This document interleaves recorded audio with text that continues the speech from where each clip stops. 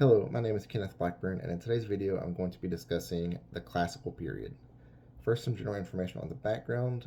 The period spanned from 1750 to 1820, which is the shortest period we've covered so far in this course, I believe.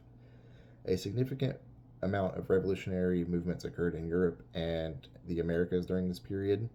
The period is noted for the change from the absolutist monarchies to representative government with written constitutions and the creation of nation states, which is a political unit where the state is centralized political organization ruling over population with a territory, and the nation, a community, based on a common identity, are congruent with each other.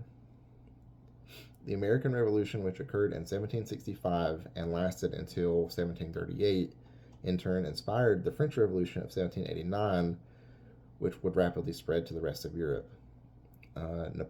Napoleon would impose several concepts such as equity before law, which is the principle that all people must be equally protected by the law, and a civil code, which is still in force in France today, although it's been heavily altered and amended since its implementation.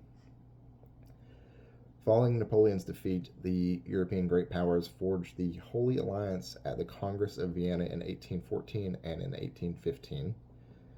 Spain was weakened by the Napoleonic Wars and could not control its American colonies, which almost all proclaimed their independence by 1810 and 1820.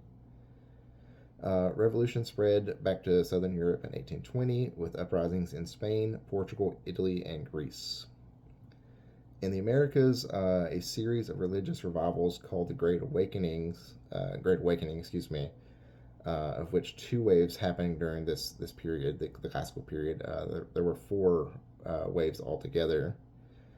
Each wave was characterized,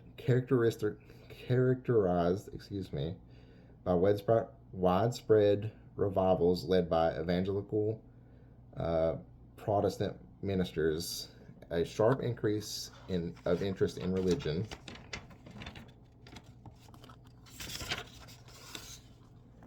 a profound sense of conviction and redemption on the part of those affected, an increase in evangelical church membership, and the formation of new religious movements and denominations. In Europe, the Catholic Church was still the dominant church.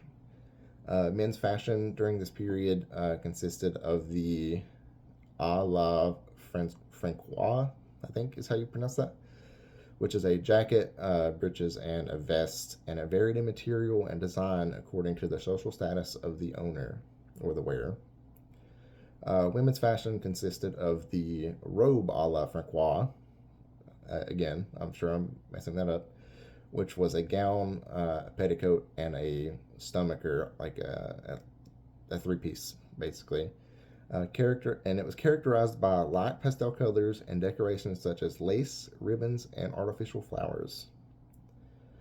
Secondly, let's talk about the classical period music background. Classical period falls between the Baroque and Romantic periods, as we know. Music during this period has a lighter, clearer texture than the previous period, but more varying use of musical form, which is the rhythm and organization of any given musical piece. It was mainly homophonic, using a clear melody line over a subordinate chordal accompaniment, but counterpoint was not forgotten, especially in liturgical vocal music, and secular instrumental music.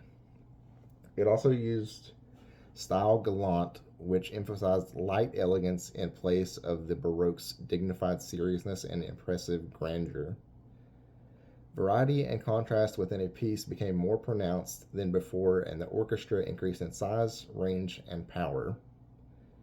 The harpsichord was replaced by the piano as the main key instrument during this period. The main kinds of instrumental music were the sonata, trio, string quartet, quintet, symphony, and the solo concerto during this period. Vocal music, choral works, and opera were also important during this period, so we can't forget about those.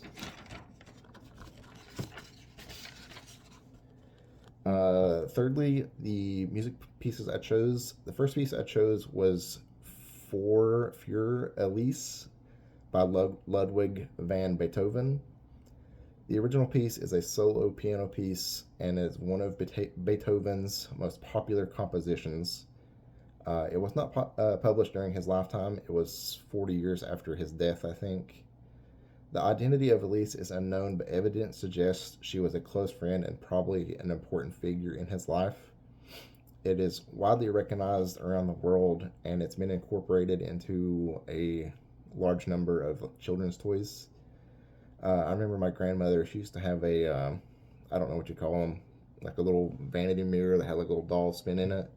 And it was something kind of out of like The Conjuring or something, but she had one and it played parts of that song. So it just reminds me of family and childhood, I guess. The second piece I chose is Symphony Number 5 by Ludwig van, I'll get his name right, Ludwig van Beethoven also. Is a symphony, if the title doesn't give it away. It is also one of the best known compositions and one of the most played symphonies, and is widely considered one of the cornerstones, or if not the cornerstone, of Western music. It was first performed in Vienna's Theater an der Wein in 1808. It was dedicated to two of his patrons, and I'm sure I'm going to get their names wrong, so just excuse me on that. It's Prince Joseph Franz von Lobkowitz and Count Razumovsky. I chose it because the theory behind its meaning is something I think we can all apply to our lives or ourselves, which is about finding hope in adversity, or about the triumph on the other end by itself. All right, that's all I have this week, and we'll see you next week. Bye.